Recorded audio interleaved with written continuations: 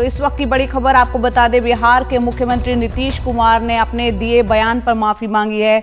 नीतीश कुमार ने कल विधानसभा में एक बयान दिया था जिसके बाद काफी हंगामा हो गया था।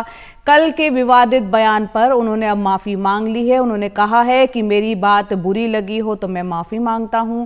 विधानसभा में जो बयान दिया था उसके लिए उन्होंने बयान पर माफी मांगी है। दरअसल जो उन्होंने बयान दिया उसके बाद चौतरफा उनकी आलोचना हो रही थी। सेक्स एजुकेशन को लेकर उन्होंने विधानसभा में जो बयान दिया था उसकी भाषा को लेकर आलोचना उनकी हो रही थी। अगर मेरी कोई बात कहना गलत था तो मैं इसके लिए माफी मांगता हूं। इसको हम वापस करते हैं और अगर मेरे किसी बात से कोई इसकी निंदा कर रहा है तो भाई हम वापस करके और निंदा हम अपने कर लेते हैं, माफी मांगते हैं। और अगर कोई मेरी निंदा करता रहता है और कोई भी बात करता है उसको लगता है कि बड़ा गलत है तो मैं उनका अभिनंदन। और बाकी समझ लीजिए हमने तो महिलाओं को उत्थान के लिए काम किया।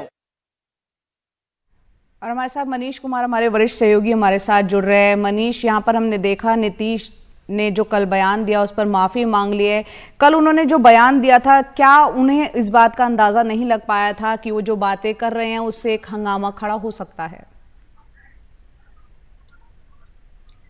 देखिए, निश्चित रूप से नीतीश कुमार जिस लहजे में कल सार्वजनिक रूप से न केवल विधानसभा और विधान परिषद में उन्होंने एक विवादास्पद बयान दिया था, पूर्व में भी उन्होंने ये बातें की थी, लेकिन शायद उस समय ये बातें चाहे या तो पार्टी के फोरम में थी या कहीं ऐसे जगह पर थी जहां पर मीडिया का प्रेजेंस नहीं था और या इतनी बड़ी संख्या में लोग नहीं थे।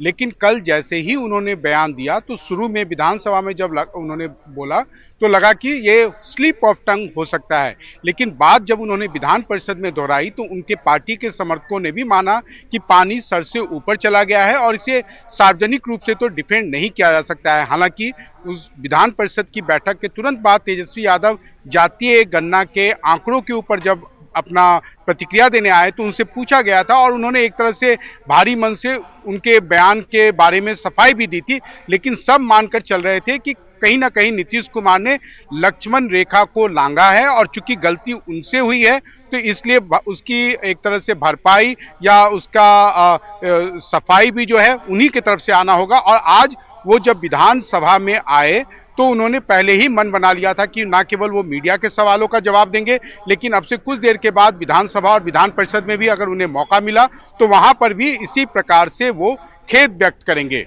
जया जी, यहाँ पर हालांकि तेजस्वी यादव ने उनके बयान के बचाव की कोशिश की थी और ये कहा था आबादी नियंत्रण को लेकर उनका ये बयान है उसे उसी तरीके से समझा जाए। आमतौर पर नीतीश कुमार, आप बहुत लंबे वक्त तक उनको वॉच कर रहे हैं, करीब से जानते रहे हैं, देखते रहे हैं, क्या नीतीश की भाषा इस तरह की होती है कि वो हंगामा इस तरह से खड़ा हो जाए?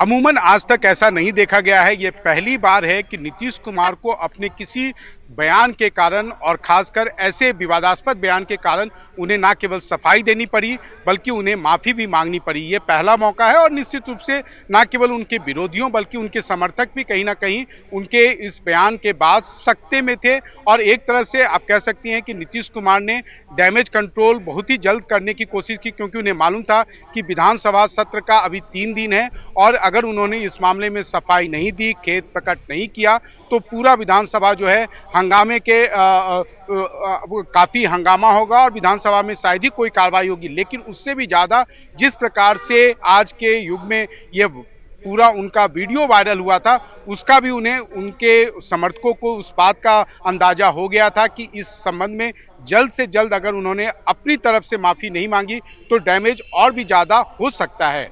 जया बिल्कुल, तो यहाँ आपने सही कहा कि वक्त रहते जैसे ही उन्हें एहसास हुआ नीतीश कुमार को, उन्होंने तुरंत माफी मांगना बेहतर समझा, क्योंकि अभी विधानसभा का सत्र चल रहा है, शुक्रवार तक वो चलना है। ऐसे में उनके इस दिए हुए बयान को लेकर हंगामा हो सकता है, इससे पहले ही उन्होंने यहाँ पर अब माफी मांग ली। बहुत बहुत शुक्रिया मनीष इस पूरी जानकारी के लिए आपका।